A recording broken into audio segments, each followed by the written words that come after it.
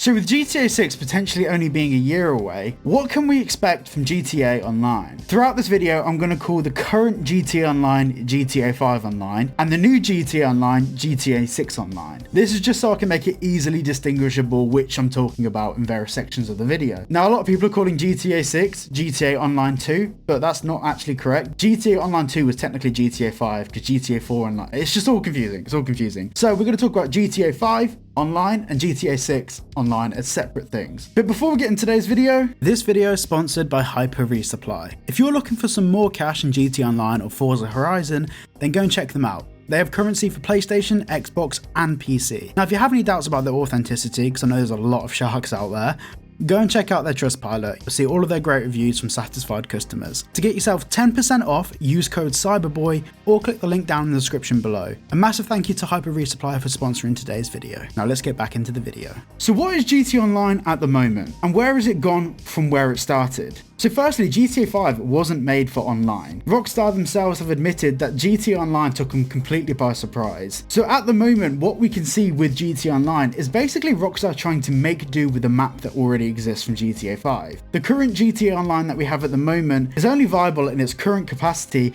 because it's just full of compromises. And a lot of the compromises primarily come down to the map. But GTA Online at the moment, being based off the GTA 5 map, which wasn't built for online, has actually worked weirdly in our benefit. Let me explain. When GTA Online first came out for GTA 5, it was very primitive. It was very boring in many respects, and over a period of time, people became bored with what it was. So of course, when it came out on PC, the modding community did what the modding community does best, and they got creative. This opened up a whole new world of possibilities for GTA 5 Online. And of course, this caused a knock-on effect for Rockstar. They can clearly see that people were playing more modded versions of the game, and a lot of the mods that were created for GTA 5 Online ended up becoming staples of GTA Online currently. Everything from races to certain mission types all came from the modding community, and eventually this led to Rockstar in August of last year buying CFX.RE, the company behind 5M and Redem. Now, we currently look at the modding community as a separate entity from normal GTA Online, whereas with GTA 6 we can expect a lot of the stuff in CFX.RE to be built into this online component of the game. Now, I'm not saying that in GTA 6 Online we'll be able to work normal jobs like we can in many role-playing servers, but I think that the acquisition is lending some weight to the fact that they'll probably integrate some of the core functionality of 5M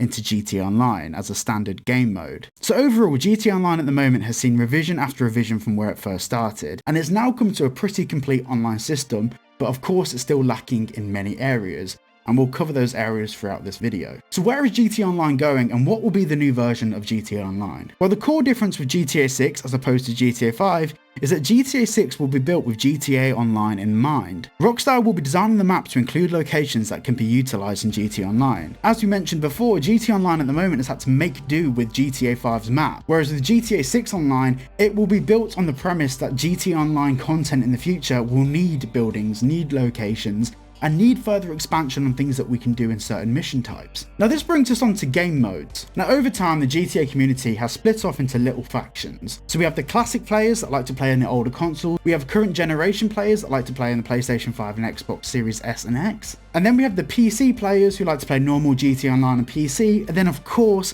we have the role-playing community that like to play on 5M, NoPixel, and other servers alike. For the most part, there is a wider community that Rockstar Games need to now cater for. My experience as a creator is that the community overall is really divisive. No matter what Rockstar include, people will be upset. For example, when I did a recent poll to ask if people wanted the Mark II Oppressor or other futuristic vehicles in GTA Online, out of 1,000 votes, 900 voted no, which is a strong 90%. But on the other hand, 10% of the community still voted that they want them. If it was a 0.0001%, it wouldn't be enough for Rockstar to finance time into developing the next gen of futuristic vehicles. However, 10% is still a huge amount of people. And for a company like Rockstar, that would be worth investing some time to add those features into GTA 6. The next thing we need to talk about is non-linearity of missions. One of Rockstar's biggest criticisms for GTA Online at the moment is that a lot of the new missions are simply the same as older missions, just kind of reskinned with new rewards and new objectives. But functionality wise,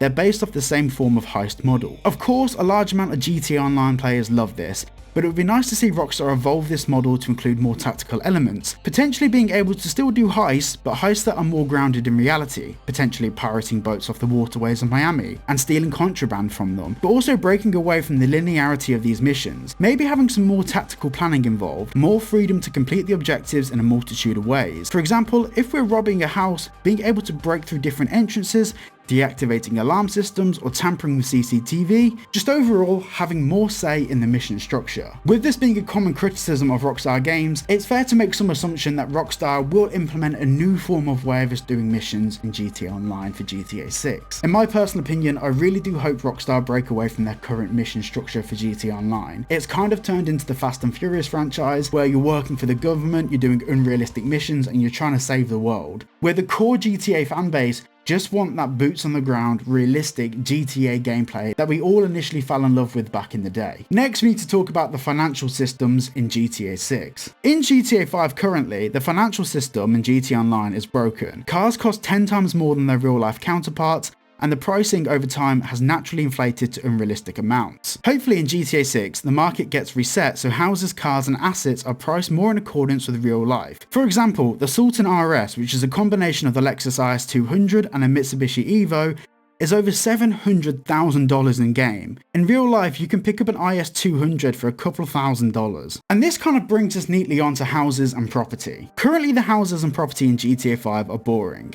As I mentioned earlier, Rockstar have had to make do with what GTA 5's map had to offer, and now we get to these weird immersion breaking cutscenes as interiors are being loaded in. I'm hoping for GTA 6's online component will have more properties that are more in line with Miami's style of properties, but also enterable without breaking immersion. We know that Rockstar are intending for a lot more interiors to be enterable in GTA 6, so potentially having the option for more believable houses and properties to become a part of the lifestyle in GTA 6's online element would be insanely cool. Another highly requested feature has been more customization for housing. We know that Take-Two Interactive filed a patent for procedural generation of interiors, having multiple elements of interiors being created through a procedure of random generation. Now this doesn't really tell us anything about gameplay itself. This is more for Rockstar to create interiors in the first place. But it's not much of a stretch to assume that with this toolset built into the game engine, this could award us with some sort of level of customization for our properties in GTA 6. And in particularly GTA 6 Online. Next we need to talk about cars and other vehicles. Rockstar's current car and vehicle offering has got a little boring in the grand scheme of things.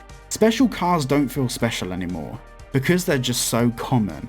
Like I mentioned before, I'm hoping that GTA Online's financial system will be reset to encompass more engaging and immersive vehicles. I want a $2 million car to feel special and the interiors to feel real. Based on what we saw in the leaks, there was a clip of a developer going through an interaction menu inside of a vehicle, and moving the steering wheel, mirror and sun visor, etc. Now whether this is a developer option or something we can actually do in the game, we don't know. But having some interior customization options will help make the experience feel more personal to us as a player. Now the next thing we need to talk about is characters, and this is a big one. Currently our online characters are boring, and they're only really differentiated through overpriced clothing, and this has been a common criticism of GTA Online at the moment. Our characters are just simply boring. So hopefully Rockstar allow us to get a bit more creative with character customization. Now our characters are able to do some of the most incredible heists possible, all without the ability to be able to talk or communicate. It's really weird and it breaks immersion. If I had to pinpoint the one element of GTA Online at the moment that breaks all levels of immersion for me, it's the fact that our characters can't communicate. In many of the games we're able to choose a voice for our characters, so I'm hoping at the very minimum we'll be able to have a voice or choose a voice.